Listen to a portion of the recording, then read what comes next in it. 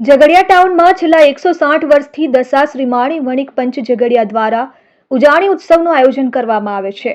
દશા શ્રીમાણી વણિક પંચ ઝઘડિયાના કુળદેવી એવા મહાલક્ષ્મી માતાના મંદિરની સ્થાપના 1865માં કરવામાં આવી હતી। ત્યારથી પંચ દ્વારા નિયમિત ભાદરવા સુદ આઠમના રોજ ઉજાણી ઉત્સવ નિમિત્તે વિવિધ ધાર્મિક તેમજ સમાજ પ્રોત્સાહિત કાર્યક્રમો યોજવામાં આવે છે। આજ રોજ ભાદરવા સુદ આઠમ નોમના રોજ આ ઉજવણી ઝઘડિયા દશા શ્રીમાણી વણિક પંચ દ્વારા આયોજન કરવામાં આવી હતી।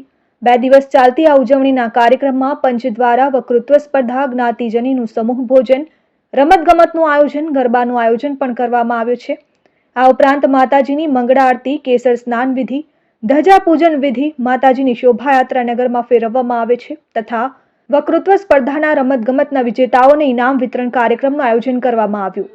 છેલ્લા 160 વર્ષથી ઉજવાતા આ ધાર્મિક કાર્યક્રમમાં ઝઘડિયાના મૂળ વતનીઓ જેઓ મુંબઈ, વાપી, વલસાડ, સુરત, વડોદરા, અમદાવાદ જ્યાં પણ રહેતા હોય તેવા માતાજીના ઉજાણીના પ્રસંગે અચૂક વતનની માટીની મહેક માણવા માટે ઉમટી પડે છે। 2 દિવસના ઉજાણીના પ્રસંગ નિમિત્તે ઝઘડિયા ગામમાં તહેવારમય વાતાવરણ બની રહે છે।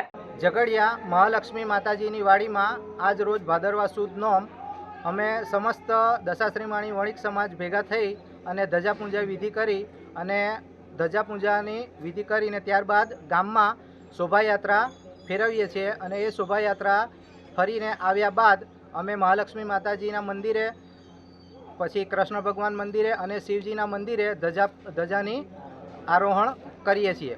ત્યારબાદ અમે સમસ્ત સમાજના વ્યક્તિઓ તથા ગામના લોકોને ધજાપૂજાનો લાભ મળે અને માતાજીના દર્શનનો લાહવો મળે એ હેતુથી અમે વર્ષોથી ગામમાં શોભાયાત્રા ફેરવીએ છીએ અને ત્યારબાદ અમે સમયસર મંદિરે ફરી આવી અને કાર્યક્રમનો પૂર્ણાહુતિ કરીએ છીએ। Nimesh Goswami, RN news, Jhagadia.